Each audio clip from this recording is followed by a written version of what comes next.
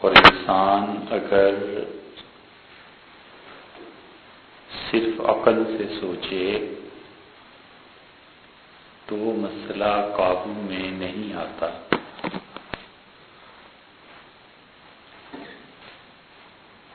اور ہم لوگ چونکہ عادی ہو گئے ہیں ہر چیز کو ظاہری اسباب حالات میں دیکھنے پرکھنے کے، تو اس لیے ہم اس خوف سے باہر نہیں نکلتے۔ مثلا آپ کے سامنے فرض کر لیں کہ ایک آدمی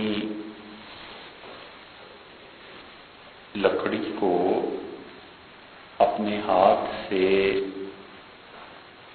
بغیر آلات کی مدد کے فرنیچر بنانا شروع کر دے تو آپ کے لیے بڑے تعجب کی چیز ہوگی۔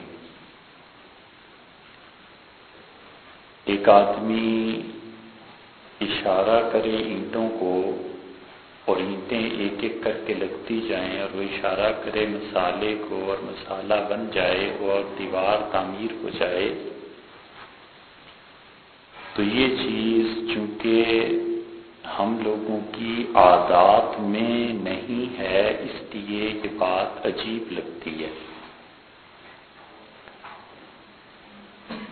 حضرت شاہ ولی اللہ رحمۃ اللہ علیہ اس لیے بہت سی چیزیں ایسی لکھتے ہیں جو اپنے مقام پر بیٹھ کے جو بات کرتے ہیں وہ صحیح ہے، لیکن ہم لوگ چونکہ اسباب سے نکل نہیں سکتے اس لیے ہم لوگ عقل کے تابع ہو کر سوچتے ہیں۔ فرعون کو اگر دور دور تک بھی اس بات کی اطلاع ملتی یا اس کے ذہن میں کسی گوشے میں بھی یہ ہوتا کہ اس طرح دریا پھٹ جاتے ہیں اور راستہ مل جاتا ہے اور اس طرح پیچھے آنے والے ڈوب جاتے ہیں، تو کوئی صورت نہیں تھی کہ وہ دریا میں اترتا بحیرہ گلزم۔ اس کے وہم و گمان میں بھی نہیں تھا۔ تو عمر بھر جب وہ سمجھتا رہا کہ یہ شخص جادو کرتا ہے، اسی لیے اس نے جادوگروں کو بلایا، تو وہ یہ سمجھا ہوگا کہ یہ بھی ایک جادو ہی ہے۔ تو جو بات عرض کرنی ہے وہ ہے مشکل، لیکن بات بس اتنی ہی ہے کہ کیا انسان اپنی عادات سے ہٹ کر سوچ سکتا ہے، اور کیا انسان اپنی عادات سے ہٹ کے کسی چیز کو قبول کر سکتا ہے؟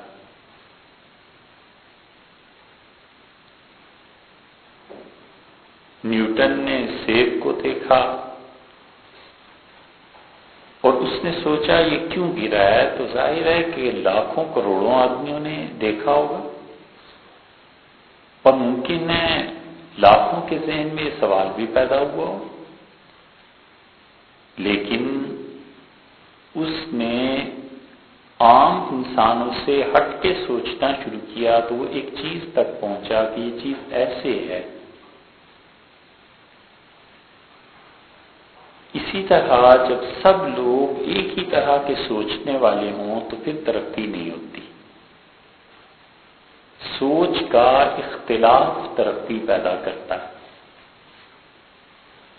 اور علم کے عروج میں جو چیزیں رکاوٹ بنتی ہیں ان میں سے ایک بہت بڑی مصیبت یہ ہے کہ کوئی آدمی اس بات پر قدغن اور پابندی لگا دے کہ مت اس سے بڑھ کے سوچو۔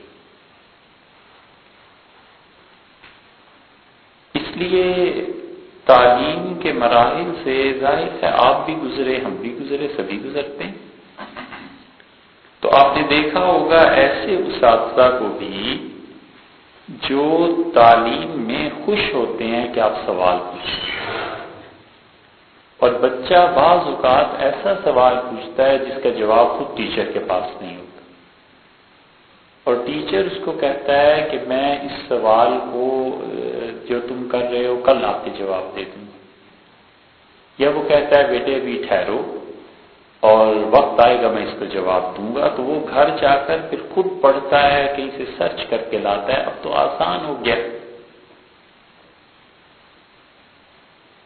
کہ انٹرنیٹ پہ چلے جائیں، اب تو ایسے کامل مرشد ملے ہیں جو انٹرنیٹ کہ دنیا جہان کی ترقی، تربیت، تعلیم، بچے بھی چلے جاتے ہیں اور پیپرز نکال کے لا رہے ہیں اور وہ کامل تربیت ہو رہی ہے۔ اور کچھ اساتذہ ایسے ہوتے ہیں کہ سوال کرو تو وہ چڑ جاتے ہیں، پٹائی بھی ہوتی ہے۔ وہ سمجھتے ہیں کہ شاید مجھے تنگ کرنے کے لیے ہے، نہ کہ تنگ کرنے کی بات نہیں ہوتی۔ بچے میں شرارت کا ایسا شعور نہیں ہوتا کہ وہ چڑھائے، ڈرتا ہے اندر سے، لیکن اس کی معصومیت اسے یہ نہیں سمجھا پاتی کہ وہ انا کو چھیڑ رہا ہے استاد کی۔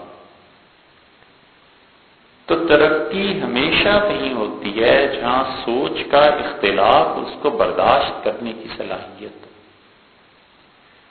اور یہ بات حضرت رسالت مآب صلی اللہ علیہ وسلم بھی کے ساتھ بھی تھی کہ سوچ کا اختلاف انہوں نے منع نہیں فرمایا، اس کو انکریج کیا ہے، بڑھایا ہے کہ بالکل ٹھیک ہے۔ ایک دو چار نہیں، اگر آپ حدیث کی کتابوں میں دیکھیں تو سینکڑوں واقعات ملیں گے کہ حضور اقدس صلی اللہ علیہ وسلم نے کوئی بات کہی اور صحابی رضی اللہ عنہ کا اللہ کے رسول اس کی بجائے اگر یوں کر لیں، آپ نے فرمایا ضرور کر لو۔ بدر جیسی لڑائی، اس پر آپ نے ایک جگہ کا انتخاب فرما لیا کہ یہاں لڑیں گے، زمین پکی تھی، پختہ تھی، اور بات بھی یہی تھی کہ جمنا ہے اور جم کے لڑیں گے۔ تو اس کو رسول اللہ صلی اللہ علیہ وسلم نے جو انتخاب کیا ہوگا سوچ سمجھ کے کیا ہوگا نا، ایسے ہی تھوڑا تھا۔ اور سعد رضی اللہ عنہ نے کہا کہ اللہ کے رسول کیا یہ انتخاب وحی کے ذریعے ہے یا آپ کی اپنی سوچ ہے؟ آپ نے فرمایا میں نے خود سوچا ہے۔ تو انہوں نے کہا پھر اگر ہم آگے بڑھ جائیں اور یہ جو آگے کی جگہ ہے اس پر جم کے ہم لڑیں، بارش ہو گئی تو یہ دلدل ہو جائے گی سالیاں، لوگ لڑیں گے کیسے؟ اور آگے چلے جائیں، بارش ہو گئی تو وہ ایسی ہے جو ریت ملی ہوئی مٹی کی زمین ہے، جم جائے گی اور اس پہ لڑنا ٹھہرنا آسان ہوگا۔ رسول اللہ صلی اللہ علیہ وسلم میں آگے چلے جاؤ، ساتھ کی بات ٹھیک ہے۔ کھجوریں پیدا ہوتی تھیں، آپ نے فرمایا، اور وہ کھجوروں کے لیے پرانا طریقہ تھا عربوں کا، اور وہ کھجوروں میں نر اور مادہ کے بیج ملا دیتے تھے۔ حضور اقدس صلی اللہ علیہ وسلم اگر تم ایسے نہ کرو تو پھر کیا ہو؟ تو انہوں نے کہا جی کھجوریں تو پھر بھی ہوتی ہیں۔ اور اس سال مدینہ منورہ میں کھجوریں ہی نہیں ہوئی، بہت تھوڑی، نہ ہونے کے برابر۔ صحابہ رضی اللہ عنہ گئے اور ان کا جیسے آپ نے ارشاد فرمایا تھا ویسے کیا اور فصل ہی نہیں آئی۔ تو رسول اللہ صلی اللہ علیہ وسلم انتم عالم بامور دنیاکم، یہ دنیا کے جو کام ہیں تم مجھ سے زیادہ اچھی طرح سمجھتے ہو، اگر مجھ پر وحی آتی اور میں تمہیں کہتا تو پھر تو تمہیں ماننا ضروری تھا، میں نے تو اپنی ایک رائے دی تھی۔ صحابہ رضی اللہ عنہ نے اسی چیز کو پھر کرنا شروع کیا جو کچھ وہ پہلے کرتے تھے۔ تو رائے کا اختلاف اگر حضور صلی اللہ علیہ وسلم کے ساتھ ہو سکتا ہے تو پھر تو دنیا میں کوئی بھی ایسا نہیں جس سے نہ ہو سکتا ہو۔ ہاں، اختلاف رائے کو ادب کے ساتھ جمع کریں۔ بہت مرتبہ یہ آئے دن کی بات آپ دیکھیں کہ جو کچھ آدمی سوچتا ہے 30-35 برس کی عمر میں، جب وہ خود 60-70 سال کی عمر میں پہنچتا ہے تو اس کے بچے اس سے زیادہ بہتر سوچتے ہیں۔ وہ کہتے ہیں ابا یہ چیز ایسے کر لیں، دادا یہ چیز ایسے نہیں ایسے کر لیں۔ تو تو یہ جو ترقی ہو رہی ہے بظاہر سائنس کی یا معاشرہ جدھر کو جا رہا ہے، یہ چیزیں سوچ میں فرق کو پیدا کرتی، اور جب فرق پیدا ہوگا تو پھر ترقی بھی ہوگی، اور تنزل بھی ہو جاتا ہے کہ کسی اچھے آدمی کی بات نہ مانی جائے، اور جو رائے دینے والا ہے اچھا اس کی رائے پر عمل نہ کیا جائے تو پھر تنزل بھی ہو جاتا ہے۔ تو انسان عادی جب ہو اس چیز کا کہ وہ اپنے ماحول سے نکل کے ہٹ کے کوئی بات نہیں سوچے گا تو ترقی بھی نہیں کرتا، کیونکہ وہ سمجھتا ہے کہ جو کچھ میرے ماحول میں ہے بس یہ آخری چیز ہے، عقل ہے تو یہ بھی، اور علم ہے تو یہ بھی، اور اس عقل اور علم اس پر وہ مہر لگا دیتا ہے کہ بس اس کے بعد نہیں۔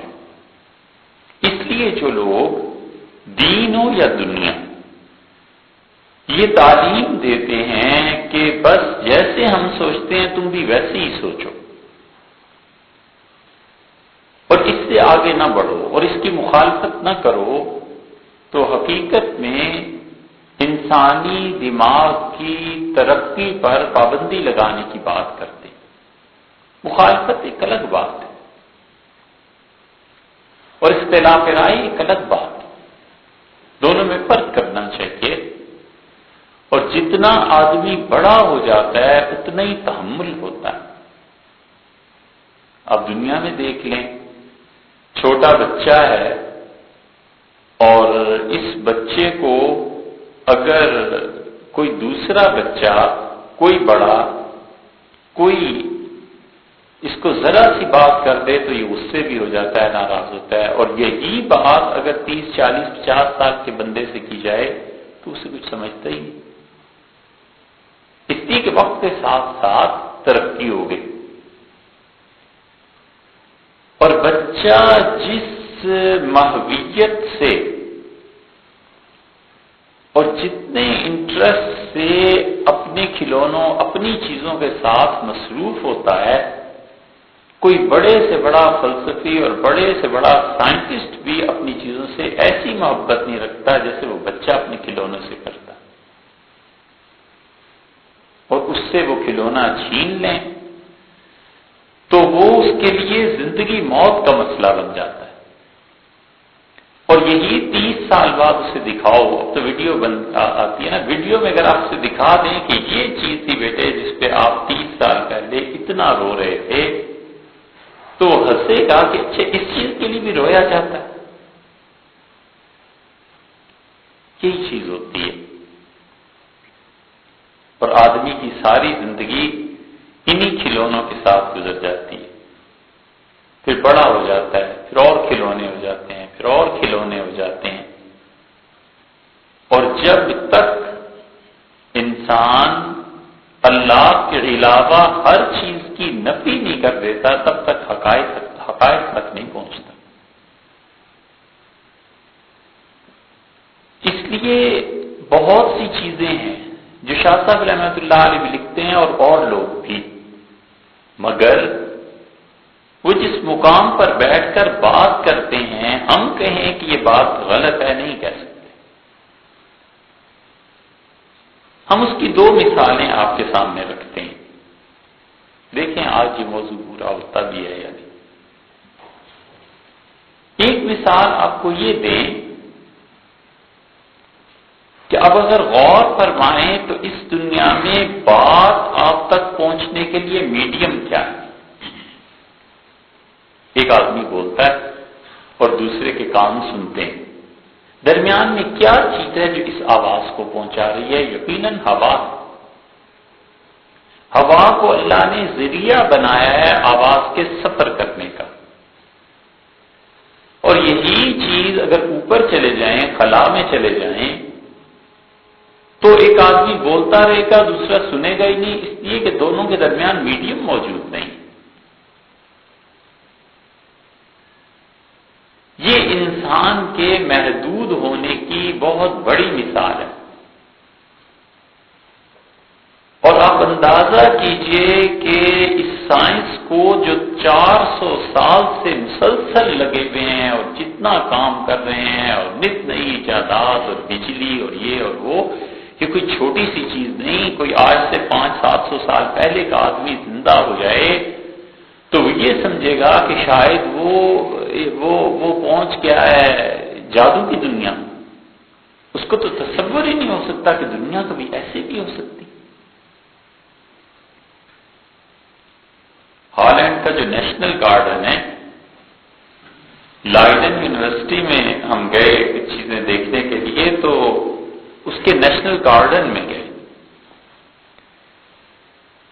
چھٹی بھی تھی لائبریری میں، تو اتنا خوبصورت ہے کہ دیکھنے کے بعد پہلا تاثر جو ذہن میں آیا تو ہم حیرت سے کھڑے ہو کے دیکھتے رہے کہ یا اللہ یہ دنیا ہے اتنی خوبصورت، یہ جنت کیا چیز ہوگی.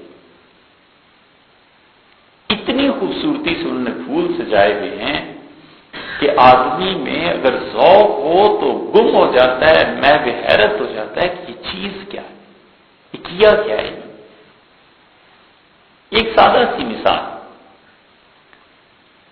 انسان کے لیے اللہ نے جو کچھ بنایا اس پچھلے 400 سال کی ترقی کے بعد، سائنس کی ساری ریسرچ کے بعد اب ہم پہنچے ہیں اس مقام پہ کہ میڈیم دوسرا تلاش کر لیں. ایک ہوا ہے جو ہمیشہ سے چلی آئی ہے کہ ایک آدمی کی بات دوسرے تک پہنچے، اور ایک اب یہ الیکٹرانک یہ جو فیلڈ دریافت ہوا ہے، اور یہ جو آواز ہے، یہ جو موبائل ہے، اس میں آواز جاتی ہے اور میگنیٹک فیلڈ کے ذریعے پھر وہ تبدیل ہوتی ہے اور پھر دوسرے کے کان تک پہنچتی ہے. تو یہ انسان اب تک یہ صرف دوسرا میڈیم پا سکا ہے اتنے 100 سال کی جدوجہد کے بعد. یہی ہے نا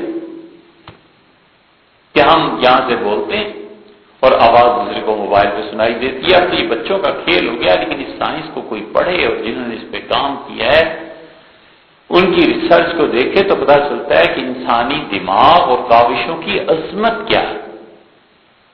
اتنے 100 سال کے بعد اب جا کر ایک نقطہ کھلا، ایک بات کھلی، اور وہ یہ کہ آپ اس ذریعے سے بھی اپنی آواز پہنچا سکتے ہیں. اور اس کائنات میں اللہ نے ہزاروں ایسے میڈیم رکھے ہیں کہ انسان اپنی آواز دوسرے تک پہنچا سکتا ہے، مگر انسان کے بس میں نہیں ہے، انسان کو پتہ نہیں.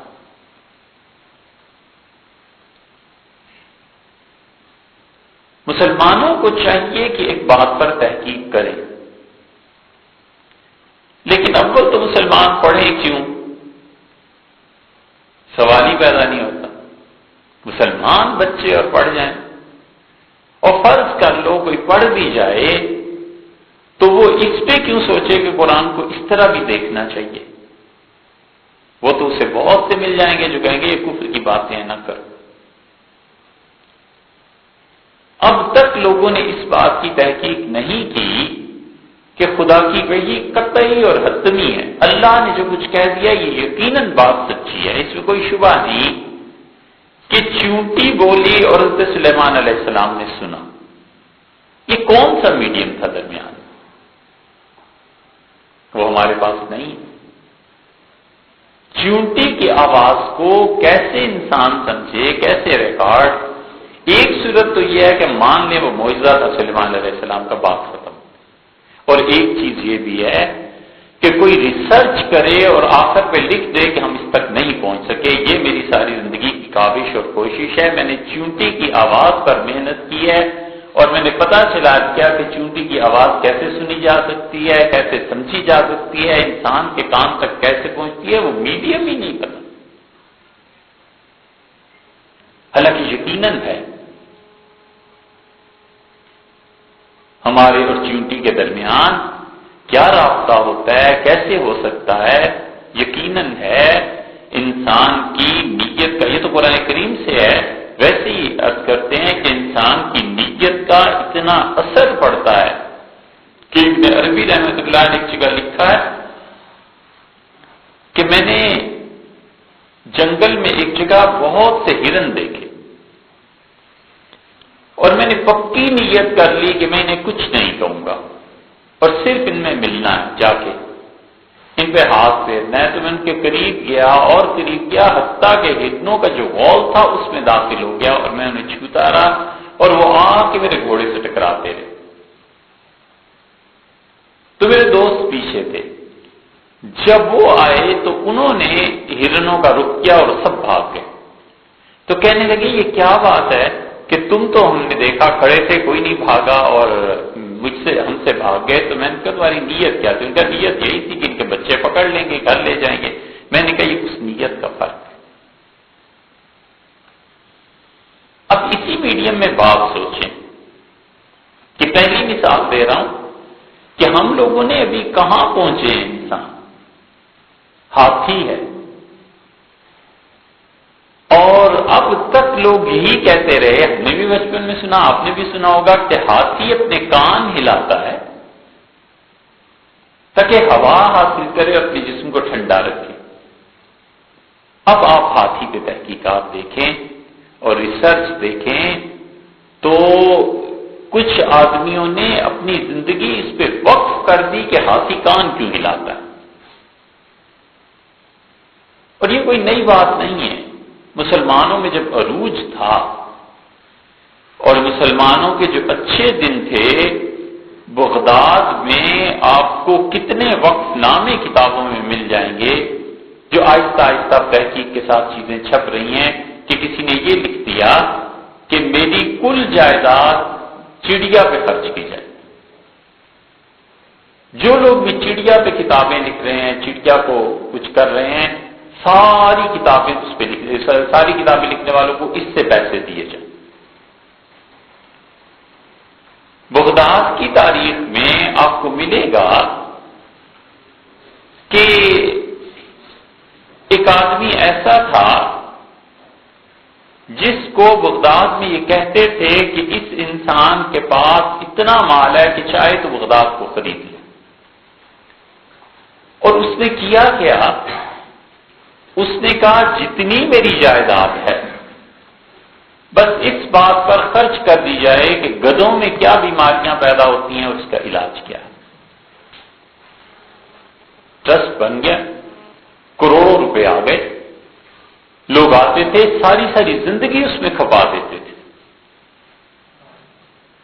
اور یہی اب جو مغرب کا عروج ہے، اس میں کچھ لوگوں نے یہ طے کیا کہ ہم اس بات پر تحقیق کریں گے کہ ہاتھی کان کیوں ہلاتا ہے۔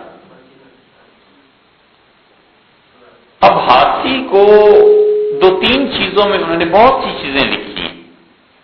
یہ ایک مثال ہم دے رہے ہیں کہ انسان جتنی ترقی کا سوچتا ہے، ابھی تو بہت کائنات پڑی ہے، اسے کچھ پتہ ہی نہیں بیچارے کو۔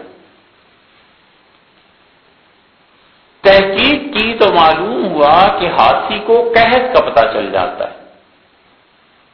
تحقیق کی تو معلوم ہوا کہ ہاتھی کو پتہ چل جاتا ہے کہ بارش ہے یا نہیں ہے۔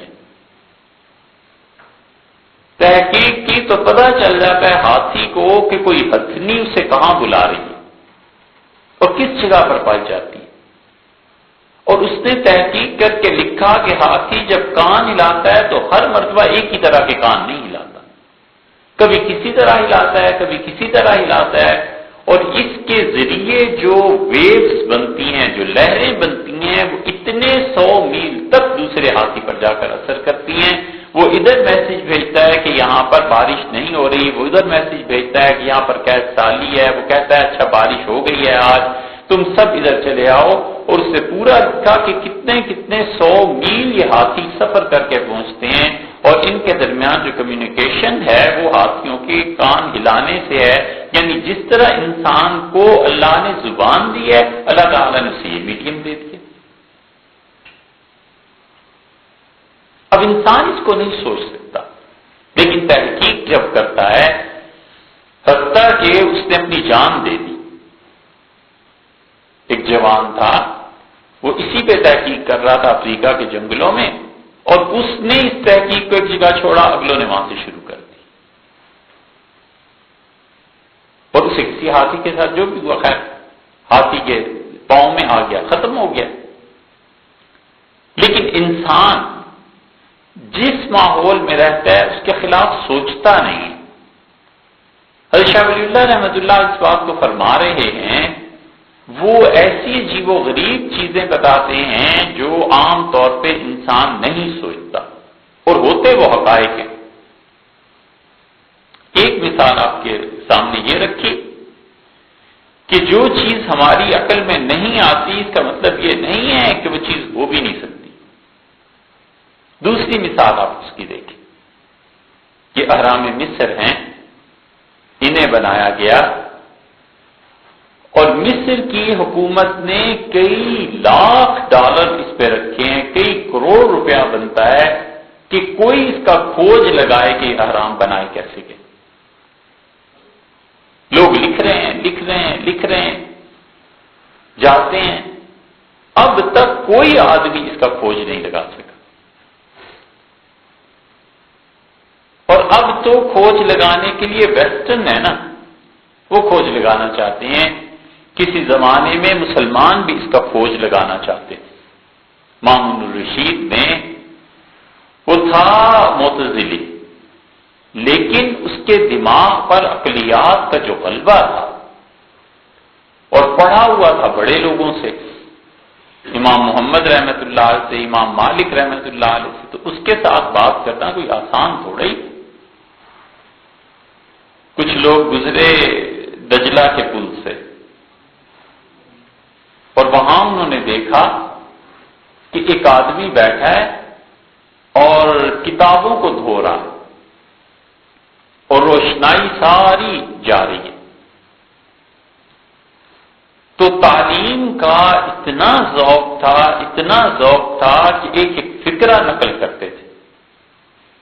تو ہر ایک کے لیے تعجب کی بات تھی کہ یہ کیا ہو رہا ہے۔ حتیٰ کہ مسلمانوں نے کاغذ ایجاد کیا کہ اس کاغذ کو ایجاد کرو اور اس کی عمر 1000 سال ہے۔ جو کتابوں کے نسخے اب ملتے ہیں 1000 سال پرانے، تو آخر وہ کاغذ کیسے محفوظ رہا؟ یہ مسلمانوں کی ایجاد تھی۔ تو وہ چند دن تک تو لوگ دیکھتے رہے، وہ روز صبح اٹھ کے بابا جی آ جاتے تھے، دھوتے رہتے تھے کتابوں کو، سارا دن یہی مشغلہ۔ تو اس پل سے ہر کوئی گزرتا تھا، پڑھنے جاتا تھا، اساتذہ تھے، کسی نے رک کے پوچھا کہ یہ کیا کر رہے ہو؟ اس نے کہا ایک آدمی کی کتابیں ہیں وہ دھو رہا ہوں۔ اور دو چار جمع ہو گئے، ان کا کس کی کتابیں دھو رہے؟ اس کا ابو حنیفہ کی۔ ان کا ابو حنیفہ سے کیا مطلب؟ اس نے کہا یہ جو امام ابو حنیفہ تھا اس کی کتابیں دھو رہا ہوں تاکہ ختم ہو دنیا سے۔ تو انہوں نے پوچھا اس کا تمہیں کیا وجہ کیا ہے؟ اس نے کہا یہ گمراہی پھیلاتی۔ اور ابو حنیفہ تو اتنا گمراہ آدمی تھا کہ یہودیوں اور عیسائیوں کو قتل کرتے تو اتنا ثواب اللہ کیا نہ ہوتا جتنا اس شخص کے قتل میں ثواب تھا۔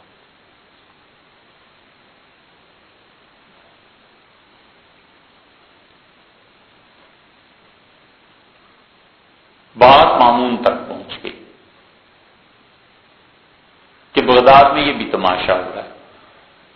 اس نے کہا بلاؤ ذرا، بلا لیے گئے۔ قصہ مختصر یہ کہ اس نے مامون نے صبح کھڑا کیا اپنے سامنے اور اس نے کہا ابو حنیفہ نے کہاں غلطی کی ہے بتاؤ؟ اس نے کہا جی فلاں جگہ، بڑے خوش ہوئے۔ اور لکھتے ہیں ظہر کا وقت آ گیا اور مامون ایک ایک بات پر احادیث سے سناتا رہا، تو ظہر کے وقت چپ ہو گیا۔ تو مامون نے کہا کہ اگر مجھے تمہاری عمر کا خیال نہ ہوتا تو بڈھے یہ گردن زیادہ دیر ان کندھوں پہ ٹک نہیں سکتی تھی۔ تم اس شخص کے متعلق یہ بات کہتے ہو جو دین کی ایک ایک پہلو اور ایک ایک سمت کو جانتا تھا، اور بس یہی کافی ہے کہ تم بغداد چھوڑ دو۔ یہ مامون الرشید کو جستجو رہتی تھی، اسی لیے حضرت عمر رضی اللہ عنہ کے بعد شبلی کی نظر جا کر ٹھہری مامون پہ۔ شبلی اور تو جیسے بھی تھے لیکن تاریخ میں ان کے مقابلے میں کوئی آدمی نہیں تھا۔ دیوبند کا بڑا نام اور شہرہ تھا، لیکن دیوبند تو کیا پورے ہندوستان میں تاریخ میں ان کے مقابلے کے لوگ نہیں تھے۔ اسی لیے جب انہوں نے سیرت لکھی تو انہوں نے کسی کو خط میں لکھا کہ اس سیرت کو جو میں نے لکھی ہے تحقیق کر کے دیوبند لے جاؤ، اور وہاں کے مزاج کا مجھے پتا ہے کہ وہ تو میری مخالفت ضرور کریں گے، البتہ صرف ان میں ایک آدمی ایسا ہے جو اسے قدر کی نگاہ سے دیکھے گا، اور وہ مولانا محمود حسن حضرت شیخ الہند رحمۃ اللہ۔ حضرت شیخ الہند رحمۃ اللہ علیہ اپنے مزاج کے اعتبار سے بہت ہٹے ہوئے تھے باقی لوگوں سے، اتنے ہٹے ہوئے تھے کہ آپ نے اگر غالب کو پڑھا ہے تو غالب کا ایک شاگرد ہے ہرگوپال تفتہ، ہندو ہے اور بلاغہ ذہین اور شاعر ہے بڑا۔ غالب ایسے کسی چھوٹے موٹے کو منہ تھوڑی ہی لگاتا تھا، غالب نے ہرگوپال کے نام بڑے خطوط لکھے، اور پھر شاعری اور اصلاح یہ چیزیں۔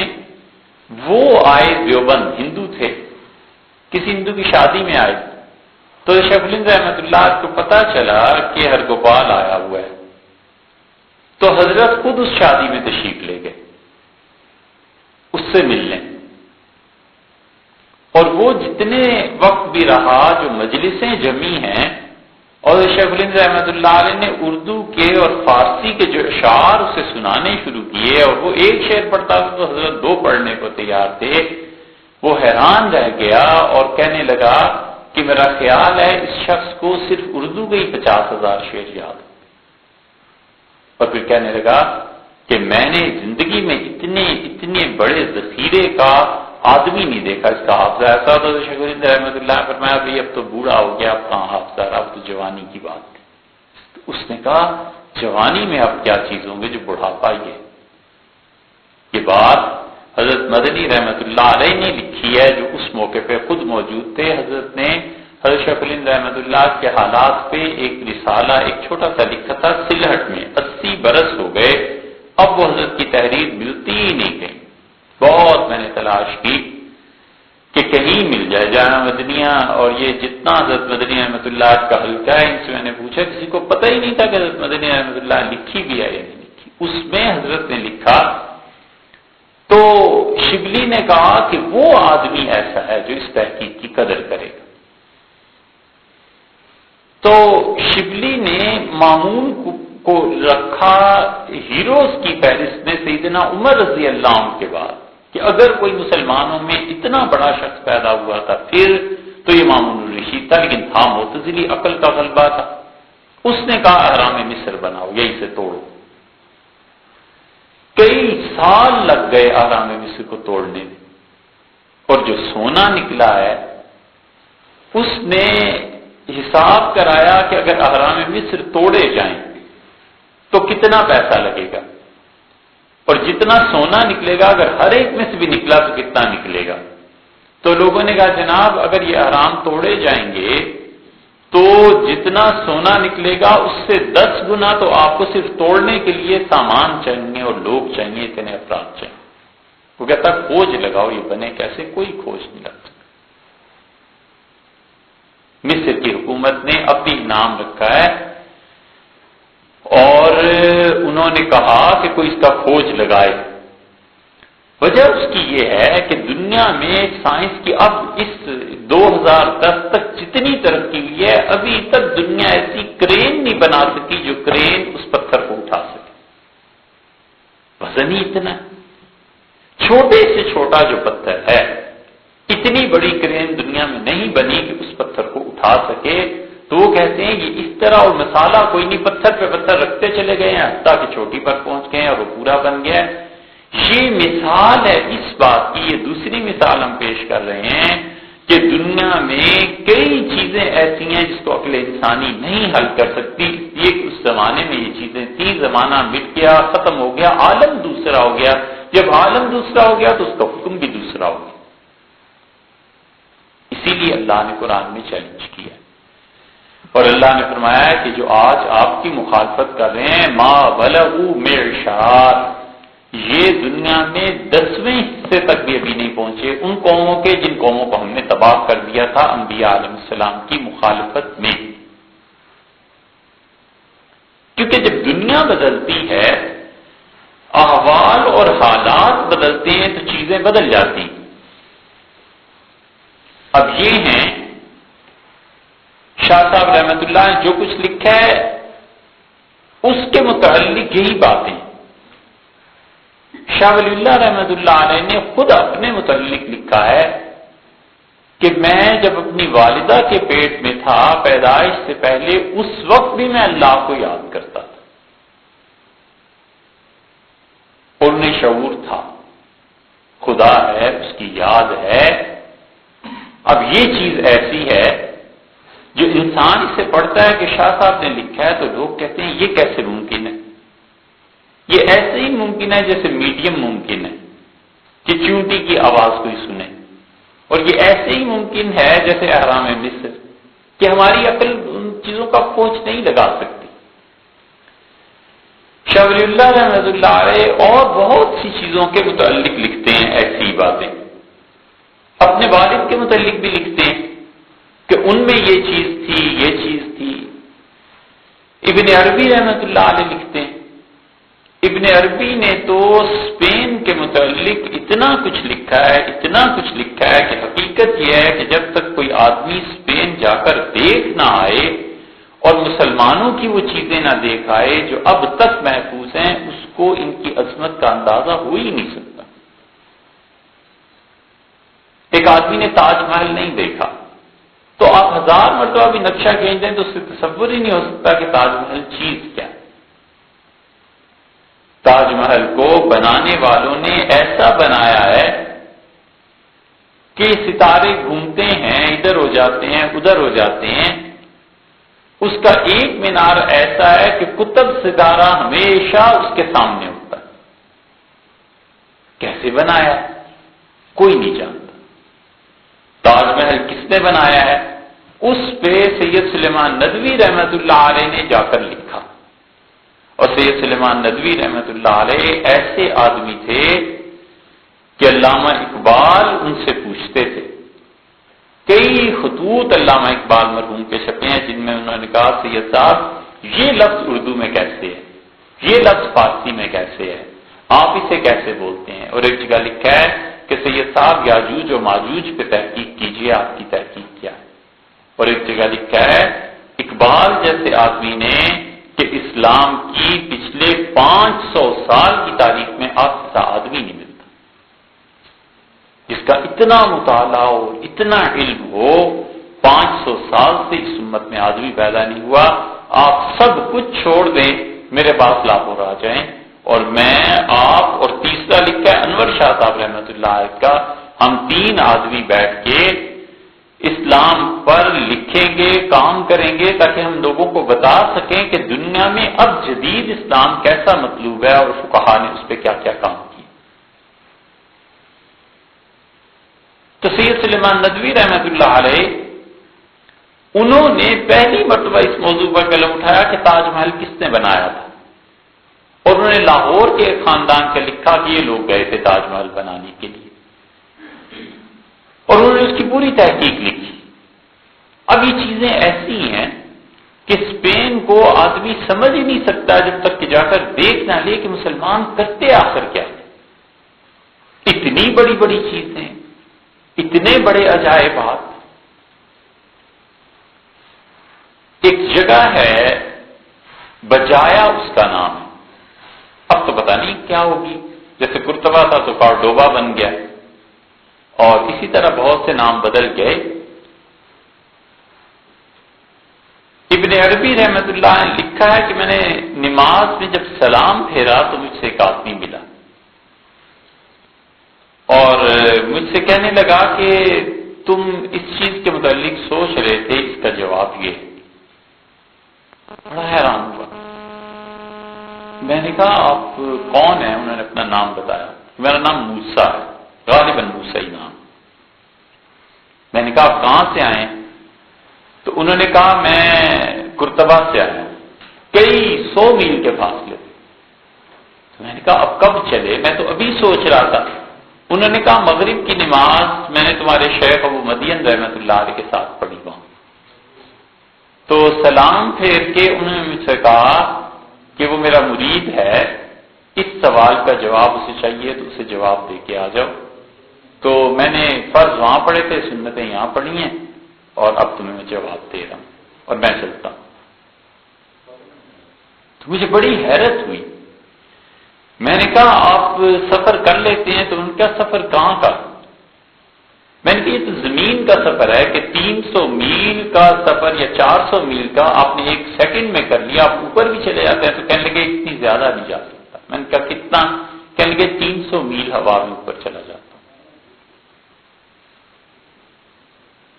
پھر ایک مرتبہ ملاقات ہوئی تو میں نے ان سے پوچھا کہ آپ ابھی صبح کی نماز تو یہاں آپ نے پڑھی تھی، اثر کہاں پڑھی؟ تو انہوں نے کہا اس پہاڑ کی چوٹی پہ۔ میں نے کہا یہاں آپ نے کیا دیکھا؟ تو انہوں نے کہا ایک سانپ تھا، میں اس سے ملنے آیا تھا۔ اب یہ چیزیں ایسی ہیں جو لوگ کہتے ہیں کہ یہ ہماری سمجھ میں نہیں آتی، بات بڑی آسان ہے، سمجھ میں آتی۔ تو ان کے اور دوست بھی ساتھ تھے، تو انہوں نے کہا ہاں بھائی ہم ایک سانپ سے ملنے آئے تھے۔ تو میں نے کہا وہ سانپ کہاں ہے؟ تو انہوں نے کہا وہ دیکھو۔ تو میں نے جب دیکھا تو پہاڑ جو مجھ سے کافی فاصلے پر تھا، ایسے لگا یا تو میں پہاڑ کے پاس پہنچ گیا ہوں، یہ پہاڑ میرے پاس آ گیا، کچھ ہوا ہے ایسے۔ بہت بڑا سانپ تھا۔ تو اس سانپ کو انہوں نے کہا سلام کرو۔ میں نے سلام کیا تو اس نے جواب دیا۔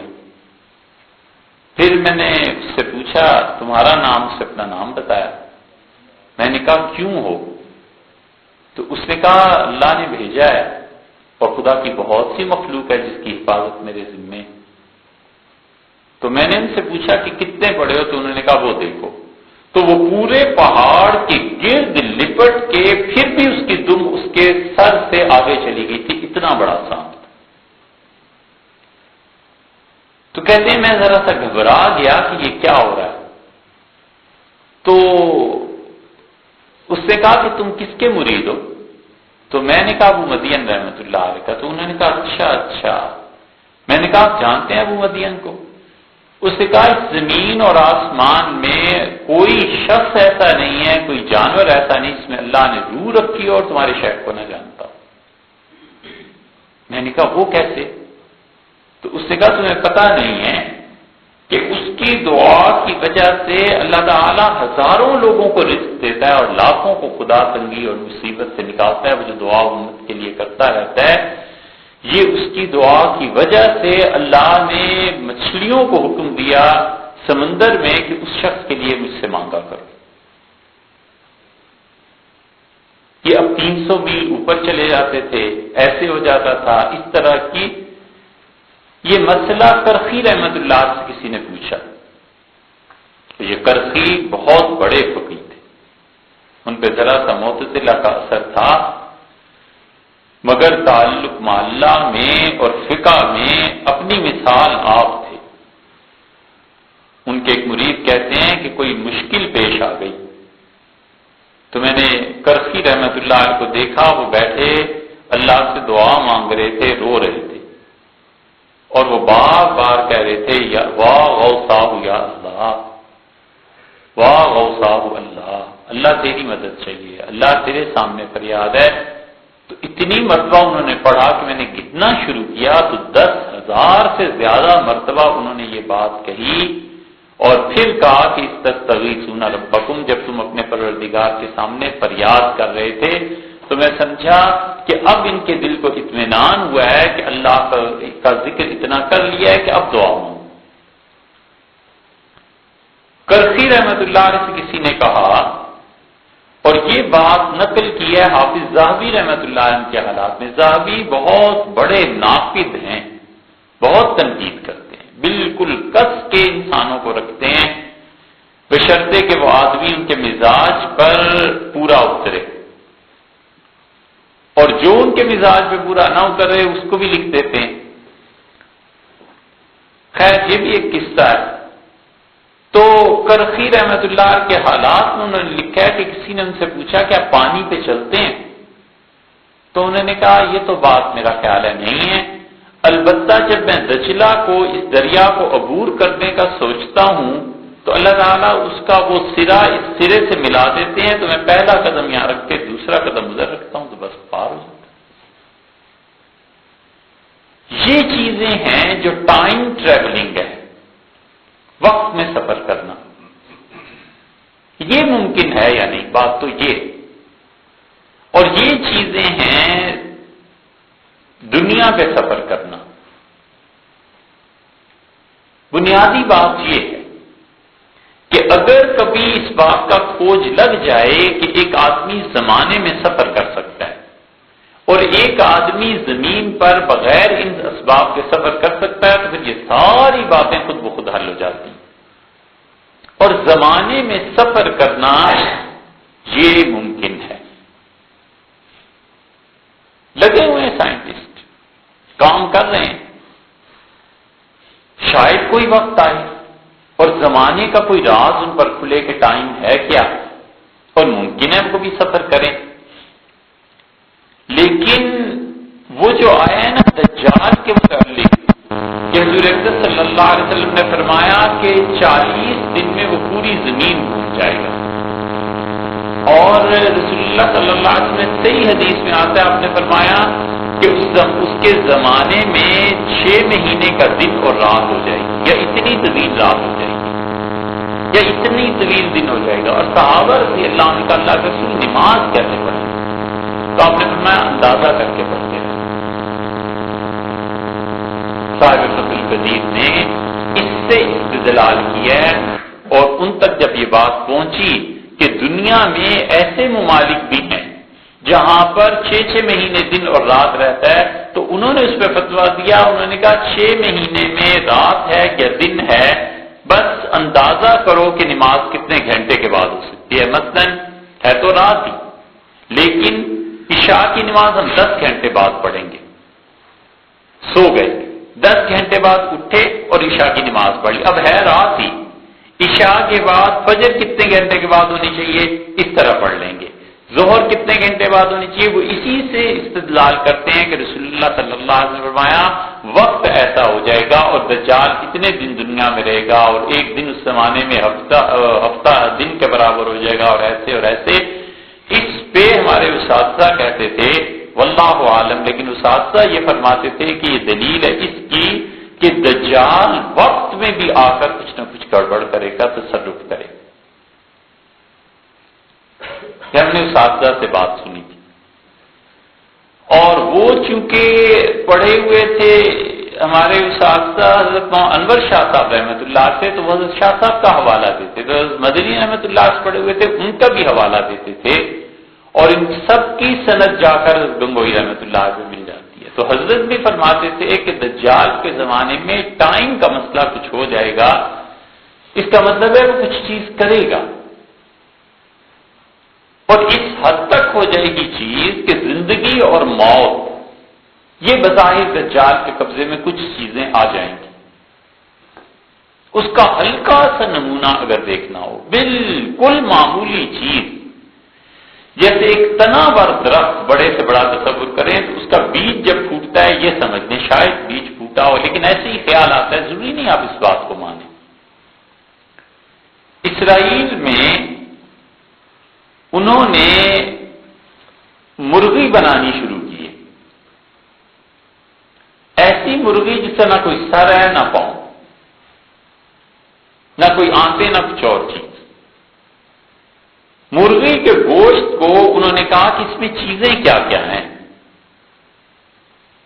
اس میں مثلا پروٹین ہے، اس میں مثلا نمکیات ہیں، یا کوئی بھی چیز ہے، ان سب چیزوں کو جمع کر کے وہاں سائنٹسٹ اس بات پر ریسرچ کرنا شروع ہوئے ہیں، اور انہوں نے گوشت کا ایک لوتھڑا بنا دیا، اور ان کا خیال یہ ہے کہ ہم اس کو مزید ترقی دیں، ہوتے ہوتے یہ گوشت کا لوتھڑا جو ہے نا، خالص گوشت کے مرغی جتنا ہو جائے، تو دنیا میں ہم یہ بھیجیں اندر، نہ مرغیاں رکھنے کی زحمت، نہ ذبح کی زحمت، نہ کوئی اور تکلیف، نہ مرغیوں کی گندگی، نہ کچھ، بس مرغی کا گوشت اتنا بڑا لوتھڑا بن رہا ہے، 2 کلو کا، 1 کلو کا، دنیا میں یہ گوشت چل جائے گا اور بس یہ ہو جائے گا۔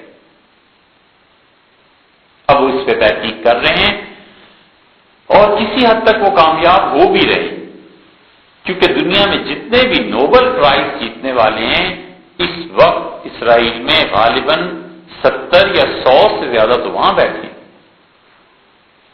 اور یہودیوں کے لیے، پوری دنیا کے یہودیوں کے لیے وہ بہت بڑا سرمایہ ہے، ان میں سے ایک ایک دماغ، تو وہ کیوں نہ ان کی حفاظت کریں بھی؟ انہیں تو کرنی۔ ہم یہ نہیں سوچتے کہ ہم ایسے کیوں نہیں، ہم یہ سوچتے ہیں وہ کیوں ہیں، لہذا انہیں مارو۔ بھئی انہیں تو تم مارو گے یا نہیں مارو گے، تم اپنے متعلق بھی تو سوچو۔ دنیا میں غالباً 500 یونیورسٹی جو ٹاپ کلاس کی ہیں، ان کی فہرست اگر دیکھیں تو نہیں مسلمانوں کی کوئی یونیورسٹی، تو سب انہی کی۔ تو اسرائیل نے تو حفاظت کرنی ہے، اس لیے کہ ان کے لوگ ہیں، انہوں نے محنت کی ہے۔ اب ایک سائنسدان تھا، اس نے محنت کر کے جو کچھ بھی کیا اس نے بنا دیا ایٹم بم، اب پوری دنیا بھگتتی رہے اسے۔ اس طرح کے کئی دماغ جہاں جمع ہو گئے ہیں، اب وہ دماغ ایسے ہیں جو اس قوم کا سرمایہ ہیں، وہ کہتے ہیں ان کو کچھ نہیں ہونے دینا، ان کو بچا کر رکھنا۔ ایک بات شاید پہلے بھی عرض کی ہو، پھر کہتے ہیں ہم کہ انگلینڈ میں ایک مرتبہ، کئی مرتبہ رہنے کا اتفاق ہوا، ایک مرتبہ کی بات ہے کہ وہاں جس جگہ رہتے تھے روڈ وہاں کی بننی تھی تو کئی میل لمبی، تو نوٹس آ گیا 1 مہینہ پہلے کہ اگلے مہینے کی فلاں تاریخ کو اتنے بجے سے اتنے بجے تک یہ روڈ دوبارہ اس پہ کارپیٹنگ کی جائے گی۔ پھر اگلے دن نوٹس، پھر اگلے دن، تو دیکھ دیکھ کے پتا چل گیا کہ ہونا تو ہے ہی۔ مہینے بعد جب نکلے گھر سے تو وہ ٹھیک تھا، روڈ کام شروع تھا۔ شام کو جب برٹش لائبریری سے واپس آئے تو وہ بالکل بنا ہوا تھا، تیار۔ تو پتا چلا ایک دن میں اتنی بڑی روڈ پہ انہوں نے کارپیٹنگ کر دی۔ دوسری جگہ ٹھہرنا ہوا تو وہاں پر تھوڑا سا کام کرتے تھے روڈ کا، پھر چلے جاتے تھے۔ وہ دن کو کرتے تھے 1:30-2 بجے سے لے کے 3 ساڑھے 3 تک، بس ایسے پھر چلے جاتے تھے۔ تو جو وہاں ہیڈ تھا اس سے میں نے پوچھا ایک دن، میں نے کہا صاحب وہاں رہتے تھے تو روڈ ایک دن میں بن گیا اور آپ اتنے دن میں یہاں بناتے ہیں، یہ کیوں؟ تو اس نے مجھے سمجھایا کہ وہ جو گھر ہے نا اس میں ایک سائنٹسٹ رہتا ہے، اور وہ سائنٹسٹ گورنمنٹ نے اس کو لکھا کہ ہم آپ کے گھر کے سامنے کی روڈ بنانا چاہتے ہیں۔ اس نے کہا کہ آپ یہ گھر کی روڈ بنا سکتے ہیں لیکن میں اپنے کاموں میں مصروف رہتا ہوں، اور دن کو 2 گھنٹے کے لیے جب میں ٹہلنے جاتا ہوں، مارکیٹ جاتا ہوں، تو اس وقت آپ یہ بنا سکتے ہیں، اس کے علاوہ نہ بنائیں۔ تو گورنمنٹ نے پابند کیا کہ ایسے نہ ہو کہ کسی وقت شور ہو اور ان کو دماغی طور پر تکلیف پہنچے، کیونکہ وہ اپنے پروجیکٹ میں مصروف ہیں، تو دماغی سکون بہت ضروری ہے، اس لیے وہاں بالکل ایسے نہیں کیا جا سکتا۔ تو ہم اس وجہ سے مجبور ہیں، صرف اتنے گھنٹے بنا سکتے ہیں، اس کے بعد ہم کام نہیں کر سکتے۔ یہ دماغ کی قدر ہے کہ اگر کوئی آدمی سوچنے والا ہے، کام کرنے والا ہے، تو ہم اسے ضائع تو نہیں کر سکتے۔ اس لیے یہ جتنی بھی ترقیات ہیں، یہ بات ہے زمانے کی کہ زمانے میں سفر کیا جا سکتا ہے یا نہیں کیا جا سکتا۔ ہم کہتے ہیں زمانے میں سفر ہو سکتا ہے۔ مثلا ایک آدمی اگر اللہ چاہے تو اسے آج سے 1000 سال پہلے لے جائے اور اللہ تعالیٰ اسے بتائے کہ آج سے 1000 سال پہلے 400 ہجری میں، 430 ہجری میں یہ بزرگ زندہ ہے۔ اچھا آج سے 800 سال پہلے چلے جاؤ اور یہ غزالی بیٹھے ہیں، مل لو تم ان سے جا کے۔ آج سے 1200 سال پہلے چلے جاؤ، یہ امام بخاری بیٹھے ہیں۔ آج سے 1400 سال بھی چلے جاؤ، یہ حضور صلی اللہ علیہ وسلم بیٹھے ہیں۔ یہ زمانے میں سفر کر کے کوئی ماضی میں چلا جائے یہ ممکن ہے، اور مستقبل میں چلا جائے یہ بھی ممکن ہے۔ مثلا اب 1430 ہے، ایک آدمی یہ دیکھنا چاہے کہ 1500 میں کیا ہوگا، تو ممکن ہے خدا اسے چاہے تو 1500 میں لے جائے اور دکھا دے کہ یہ چیزیں ہو رہی ہیں۔ یہی ہے نا ٹائم ٹریولنگ، اور اس کا تجربہ ہر آدمی کو ہوتا ہے، مگر ہم سوچتے نہیں۔ ہر آدمی کو ہوتا ہے، والد کو ان کے انتقال کے 20 سال بعد دیکھتا ہے کہ آج والد صاحب آئے تھے، آج نانا آئے تھے، آج دادا آئے تھے، پتہ ہی نہیں ہوتا. 50 سال ہو گئے ان کے انتقال کو. تو یہ سفر میں ہلکا سا تجربہ ہے خواب کا کہ تم اتنا پیچھے جا کر ان سے مل رہے ہو. آدمی کہتا ہے میں حیران ہوتا ہوں کہ وہ پرانا گھر میں نے دیکھا، اس میں والد بھی تھے اور میری بھی یہ حالت نہیں تھی، ایسا میں جوان تھا، میں نے خواب ان کے دیکھا. تو وہ اتنا ٹائم میں پیچھے لے جا کر بس ایک ہلکی سی ایک جھلک ہے جو خواب میں آتی ہے. اس سے زیادہ اگر آپ دیکھنا چاہیں تو یہ حضور صلی اللہ علیہ وسلم کیا مل جائے گا. نبی کریم صلی اللہ علیہ وسلم نے فرمایا میں نے امتیوں کو دیکھا جہنم میں یہ عذاب تھا، یہ عذاب تھا، یہ عذاب تھا. سوال یہ پیدا ہوتا ہے کہ امتی تو آئے بعد میں. ایک آدمی نے سود کھایا رسول اللہ صلی اللہ علیہ وسلم کے 1000 سال کے بعد. اب نبی کریم صلی اللہ علیہ وسلم نے 1000 سال پہلے اسے دیکھا تھا، وہ جہنم میں چل رہا تھا. تو یہ کیسے ہو گیا تھا؟ اس کو ابن عربی رحمۃ اللہ نے حل کیا. ابن عربی کہتے ہیں کہ اللہ کے علم کی تو کوئی حد نہیں نا. تو اللہ تعالیٰ نے اپنے علم کے مطابق ادھر سے رسول اللہ صلی اللہ علیہ وسلم کو اٹھایا، ادھر سے ٹائم کو اٹھایا، اور قیامت والا دن جو تھا خدا نے سفر کرا کے رسول اللہ صلی اللہ علیہ وسلم کو وہاں بھیج دیا کہ یہ ہے جی آپ کی امت کے ساتھ ہو رہا. تو انہوں نے فرض کرو رسول اللہ صلی اللہ علیہ وسلم کی معراج سے 2000 سال بعد قیامت آتی ہے، تو 2000 سال بعد لے جا کر کھڑا کر دیا کہ یہ دیکھ لیں آپ کی امتی یہ کر رہے ہیں. اسی لیے عبداللہ ابن عباس رضی اللہ عنہ نے لکھا قرآن کی اس آیت کی تفسیر میں کہ وَإِن مِّنكُمْ إِلَّا وَارِدُهَا كَانَ عَلَى رَبِّكَ حَتْمًا مَّقْضِيًّا. اور تم میں سے کوئی شخص ایسا نہیں ہے جو جہنم سے نہ گزرے. گزرو گے، اس سے جاؤ گے، اور تیرے رب کا یہ پکا وعدہ ہے، اس نے طے کر لیا. ابن عباس رضی اللہ عنہ سے پوچھا گیا کہ جہنم؟ انہوں نے کہا ہاں ایسے ہو جائے گا کہ جتنے جنتی ہیں انہیں اللہ تعالیٰ ایک مرتبہ جہنم سے گزار دے گا، وہ گزریں گے لیکن اس پہ جہنم کی آگ کا اثر نہیں ہوگا. بس خدا گزار دے گا کہ دیکھو یہ بھی ایک منظر ہے، یہ بھی ایک چیز ہے. تو ابن عباس رضی اللہ عنہ سارے گزر جائیں گے، دیکھیں گے انہیں کچھ بھی نہیں ہوگا. اب لوگ کہتے ہیں جی پھر جہنم کی آگ اثر نہیں، ارے بھائی اندر فرشتے بھی تو ہوں گے نا، ان فرشتوں میں بھی تو جہنم کی آگ اثر نہیں کرے گی. اسی طرح اللہ تعالیٰ انسان کو بنا دے گا. تو ٹائم کی ٹریولنگ کے ٹائم میں کوئی آدمی سفر کر لے، یہ رسول اللہ صلی اللہ علیہ وسلم کے ساتھ ہوا تھا.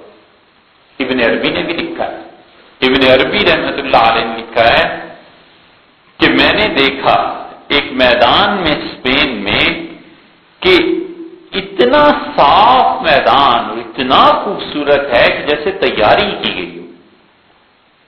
تو میں نے دیکھا لوگ آنا شروع ہوئے، اتنے لوگ آئے کہ میں انہیں دیکھ کے حیران تھا. تو میں نے کسی سے پوچھا کہ یہ کون ہے؟ تو انہوں نے کہا جتنے بھی انبیاء علیہ الصلوۃ والسلام تھے نا دنیا میں اللہ نے بھیجے تھے، یہ سب کی روحیں آئیں. تو میں نے ان میں سے ایک کو دیکھا بہت روشن چہرہ، بہت چمکدار اور اتنے اونچے کر کے. تو میں ان کے پاس چلا گیا اور میں نے ان سے پوچھا کہ آپ کون ہیں؟ تو ان کا میں ہود ہوں علیہ السلام. تو میں نے پوچھا کون؟ ان کا قوم عاد میں جو نبی آیا تھا. میں نے کہا آپ حضرات کیوں آئے ہیں؟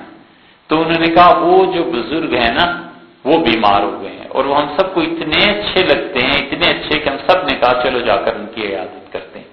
تو ہم سب ان کا حال پوچھنے آئے. تو ابن عربی رحمۃ اللہ کہتے ہیں میں نے سوچا بس اب ان کا دن آ گیا، ختم ہو جائیں گے. تو 2-4 دن کے بعد، یہ کچھ وقفے کے بعد ان کے انتقال ہو گیا. مجھے سمجھ آ گئی کہ جو اتنے آئے نا اب لے کے ہی نہیں جائیں گے. تو یہ کیا چیز ہے کہ ایسی دنیا ہے جو بظاہر انسان کی سمجھ میں نہیں آتی لیکن اس کا وجود ہے. حضور اقدس صلی اللہ علیہ وسلم نے فرمایا کہ جو آدمی زوجین خرچ کرے گا، ابن حبان میں آئی ہے یہ روایت اور بالکل صحیح ہے. اور اللہ تعالی نے مطلب یہ کہ اگر اس کی زوجین کے خرچ کو اللہ نے قبول فرما لیا تو جنت کے دروازے اسے آواز دیں گے کہ تو مجھ سے آ جا. زوجین کا مطلب جس سے آپ کہتے ہیں جفت، 1 3 5 7 تو طاق ہو گیا نا، آڈ ہو گیا. اور ایک ہے جفت 2 4 6 8. حضور صلی اللہ علیہ وسلم جس نے زوجین یعنی 2 چیزیں خرچ کی، مثلا خیرات کرنی تھی 1 کلو 2 کلو دے دیے، کسی کو 1 چادر دینی 2 چادریں دے دی، کسی کو 1 پنکھا لے کے دینا تھا 2 دے دیے۔ تو حضور اکرم صلی اللہ علیہ وسلم جو اس طرح خرچ کرے گا زندگی میں، اللہ تعالیٰ اگر قبول ہو جائے گا جب، تو اس کو یہ انعام دیا جائے گا کہ جنت کے دروازے سے پکاریں گے کہ آؤ۔ اب جنت کا دروازہ کیسے پکارے گا؟ اس میں فرشتے ہوں گے، یہ بھی ممکن ہے، اور یہ کہ خود دروازہ پکارے یہ بھی ممکن ہے۔ یہ چیزیں اب عقل سے بالا ہوتی ہیں، لیکن ان کا وجود ہے۔ حدیث پوری عرض کر دیں، وہ جب رسول اللہ صلی اللہ علیہ وسلم یہ فرمایا تو وقر رضی اللہ عنہ کا اللہ کے رسول، ان کے مفہوم یہ تھا کہ ایک دروازے کی پکار کو چھوڑ کے جب آدمی آگے چل پڑے گا تو وہ اس دروازے سے پکارنے والے ناراض نہیں ہوں گے۔ ایسی بات آئی ہے پھر رسول اللہ صلی اللہ علیہ وسلم وقر رضی اللہ عنہ سے کہ ایسے نہیں ہوگا، یعنی کسی کو کوئی رنجش اور تکلیف نہیں ہوگی۔ اور پھر فرمایا وقر، تمہارے بارے میں میرا خیال یہ ہے کہ تم ایسے شخص ہو جس جنت کے 8 دروازے دعوت دیں گے کہ تم ہم سے داخل ہو۔ جنت کا دروازہ فخر محسوس کرے گا کہ اس دروازے سے حضرت بکر رضی اللہ عنہ داخل ہوں گے، جس بھی دروازے سے۔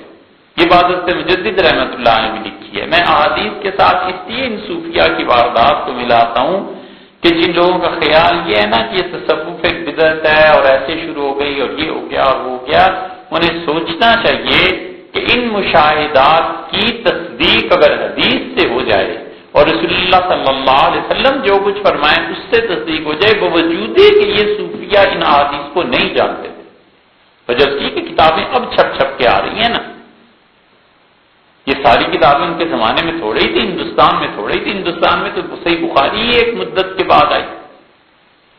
حضرت مجدد رحمۃ اللہ نے لکھا ہے، حضرت مجدد رحمۃ اللہ نے لکھا ہے، میں نے جنت کو دیکھا، وہاں جنت مملوء از نور صدیق اکبر، جو جنت مجھے دکھائی گئی وہ صدیق اکبر رضی اللہ عنہ کے نور سے رچی بھری ہوئی تھی، بسی ہوئی تھی جنت، اتنا نور تھا ابو بکر رضی اللہ عنہ کا کہ جنت جگمگا رہی تھی۔ جنت بھی تو کئی ہیں، فرمایا جو جنت مجھے دکھائی گئی وہ جگمگا رہی تھی ابو بکر رضی اللہ عنہ کے نور سے۔ تو رسول اللہ صلی اللہ علیہ وسلم 8 دروازے جس آدمی کو پکاریں گے، یعنی فخر محسوس کریں گے کہ بکر رضی اللہ عنہ اس سے داخل ہوں، فرمایا تم ہی ہو۔ اور بکر رضی اللہ عنہ خود 2 میں سے دوسرے تھے۔ حضرت عمر رضی اللہ عنہ کہتے تھے کہ ابو بکر رضی اللہ عنہ کو سوچو، یہ اتنے بڑے آدمی ہیں کہ اللہ نے فرمایا کہ ثانی اثنین 2 میں سے دوسرا، خدا نے ابو بکر رضی اللہ عنہ کو الگ نہیں کیا، 2 میں سے دوسرا، یعنی اسی میں جمع فرما دی۔ اسی لیے وہ کہتے تھے حضرت عمر رضی اللہ عنہ کہ ابو بکر رضی اللہ عنہ میرے ساتھ نیکیوں کا تبادلہ کر لیں اور 1 دن اور 1 رات مجھے اپنی زندگی کی دے دیں اور میری ساری زندگی کی نیکیاں دے دیں۔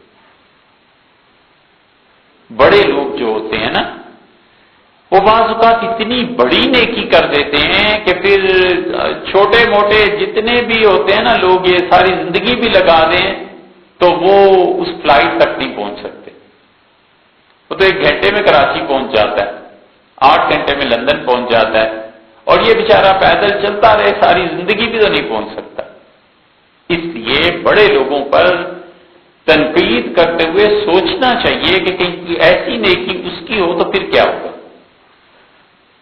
ہمارے حضرت رحمت اللہ علیہ کہتے تھے، مولانا ابو الحسن علی ندوی رحمت اللہ علیہ فرماتے تھے جب تقسیم ہوئی، یہ لکھا بھی ہے، گاندھی کو اگر آپ پڑھیں گے تو آپ کو یہ وہاں ملے گا، اندرا نے لکھا، اندرا کی کتاب ہے نا ٹروتھ، اس میں بھی آپ کو یہ چیز مل جائے گی، تھوڑا سا ذکر اندرا نے کیا۔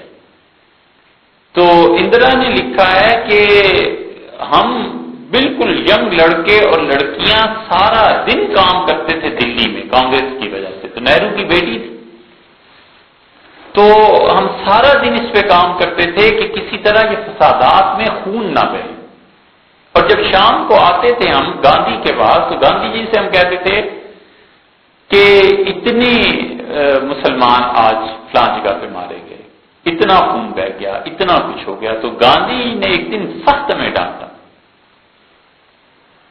اس نے کہا تم امن قائم کرنے کی کوششیں کرتے ہو، تم جب آتے ہو آ کے مجھے یہی کہتے ہو کہ مسلمان مارے گئے، مسلمان اتنے شہید ہو گئے، مسلمان ختم ہو گئے، ہندو کیوں نہیں مرتے؟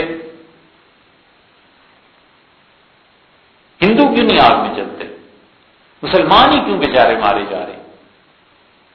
تو اتنا ڈانٹا کہ اس نے کہا تم سب جھوٹ کہتے ہو۔ تو اندرا کہتی ہے میں چپ ہو گئی اس پہ، کیونکہ بڑے تھے گاندھی۔ تو اس نے کہا کہ صرف ایک آدمی پر مجھے اعتبار ہے، وہ اگر بات کرے گا تو جھوٹ نہیں بولے گا، مبالغہ نہیں کرے گا، اور مولانا الرحمان سیوہار بھی، انہیں ڈھونڈو۔ مولانا آ کے جو دلی کے حالات بتائیں گے بالکل سچ بولیں گے، میں تم لوگوں کو نہیں مانتا۔ مولانا الرحمان سیوہاروی رحمۃ اللہ علیہ اتنے بڑے آدمی تھے، انور شاہ صاحب رحمۃ اللہ علیہ کے شاگرد تھے، اور تقریر ہوئی، انہوں نے بڑا کام کیا، بہت کام کیا مسلمانوں کو بچانے میں۔ ہندوستان وہ چاہتے تھے تقسیم نہ ہو، ان کا موقف یہ تھا، صحیح تھا غلط تھا، اب ہم کیا اس پہ بحث کریں، لیکن ان کا موقف یہ تھا، اور وہ کہتے تھے مسلمانوں کو ہندوستان میں روکو۔ مسلمان گاڑیاں، اس زمانے میں گاڑی بڑی قیمتی چیز تھی، اور اپنی املاک جائیداد کیا کیا چیزیں چھوڑ کے بھاگ رہے تھے۔ مولانا الرحمان صاحب کہتے تھے کاش مسلمان جاتے ہوئے یہ کہہ جائیں ہم سے کہ آپ لے لیں تو ہمارے لیے یہ گاڑی لینا جائز ہو جائے، ہم اسے بیچ لیں اور ہندوستان کے غریبوں پہ خرچ کر دیں۔ لیکن ظاہر ہے کہ لوگوں کو اپنی جان کی پڑی ہوئی تھی، بڑی محنت کی مولانا نہرو نے ایک دن اسمبلی میں یہ کہہ دیا کہ ہندوستان کی آزادی میں ہندوؤں کی قربانی ہے۔ مولانا الرحمان صاحب نے جو کھڑے ہو کے تقریر کی تو انہوں نے کہا وہاں حبیب الرحمان صاحب لدھیانوی رحمۃ اللہ علیہ اور فلاں اور فلاں اور فلاں، انہوں نے نام لے لے کے گنا، اور اتنی زبردست انہوں نے جھاڑ پلائی کہ اگلے دن بالکل بھری اسمبلی میں پرائم منسٹر نے آ کے معافی مانگی، نہرو، اور اس نے کہا میں معافی چاہتا ہوں مولانا، میں بھول گیا تھا، مجھ سے غلطی ہو گئی۔ مولانا الرحمان صاحب رحمۃ اللہ نے بڑے کام کیے، ان کی کاموں کا کیا ذکر کریں، لیکن حضرت فرماتے تھے کہ ایک دن وہ ملنے آئے شاہ عبد القادر صاحب رائے پوری رحمۃ اللہ علیہ سے، تو رائے پوری رحمۃ اللہ علیہ اتنے خوش تھے ان کے کاموں سے، یہ ایسی شخصیت تھی جس سے نہرو ملنے کی تمنا کرتا رہا، اور بڑے بڑے ہندوستان کے لوگ۔ حضرت نے فرمایا ہم نے جو کچھ بھی کیا ہے وہ اللہ کے لیے کیا ہے، ہمیں حکمرانوں سے مل کے مسلمانوں کے لیے جو ہم نے کام کیے ہیں اس کا اجر ان لوگوں سے نہیں لینا، حکمرانوں سے اللہ کے لیے کیا تھا۔ تو فرماتے تھے مولانا ندوی رحمۃ اللہ علیہ کہ جب مولانا الرحمان سیوہاروی ہمارے شہر سے ملنے آئے عبد القادر صاحب رائے پوری رحمۃ اللہ علیہ سے، تو حضرت نے دونوں ہاتھ پکڑ لیے اور فرمایا میری زندگی کی تمام عبادتیں، مراقبے، ذکر، مجاہدہ حفظ الرحمان تمہاری ایک تقریر پہ قربان۔ فرمایا میرے ساتھ سودا کر لو، یہ جو مسلمانوں کی خدمت تم نے کی نا 47 میں، ساری میری زندگی کی عبادتیں مجاہدے تم لے لو، یہ ایک دن مجھے دے دو جو دلی میں تم نے گزارا۔ اس لیے بڑے لوگ کبھی اتنی بڑی نیکی کر جاتے ہیں کہ باقی چھوٹے موٹوں کو کیا بتایا کہ نیکی کیا ہوتی ہے۔ یہ چیز حضرت ابوبکر رضی اللہ عنہ کے ساتھ ہوئی، اور حضرت ابوبکر رضی اللہ عنہ نے حضور اقدس صلی اللہ علیہ وسلم جو ہجرت کی وہ رات، اور جس دن انہوں نے فیصلہ کیا کہ ہم نے زکات نہ دینے والوں کے خلاف جہاد کرنا ہے، حضرت عمر رضی اللہ عنہ کہتے ہیں یہ ایک دن اور ایک رات ابوبکر مجھے دے دیں اور میری ساری زندگی دے دیں، اتنی عظمت تھی۔ اسی لیے حضرت مجدد رحمۃ اللہ فرمایا جو جنت میں نے دیکھی ہما جنت مملو باز نور صدیق برس، ساری جنت جگمگا رہی تھی حضرت ابوبکر رضی اللہ عنہ کے نور سے۔ تو یہ چیزیں ایسی ہیں کہ انسان کو سمجھ نہیں آتی، تو ہم کہتے ہیں زمانہ اس میں ٹریولنگ کرائی، سفر کروایا رسول اللہ صلی اللہ علیہ وسلم کو کہ 1000 سال 2000 سال بعد یہ دیکھیں آپ کی امت کیا کر رہی ہے۔ اسی طرح پیچھے بھی سفر ہو جاتا ہے، قرآن کریم میں بھی آیا، اللہ نے فرمایا ہے کہ آپ نے فلا تکن فی مریۃ، اور آپ کبھی شک نہ کیجیے گا وہ ملاقات جو آپ کے حضرت عیسیٰ علیہ السلام سے ہوئی۔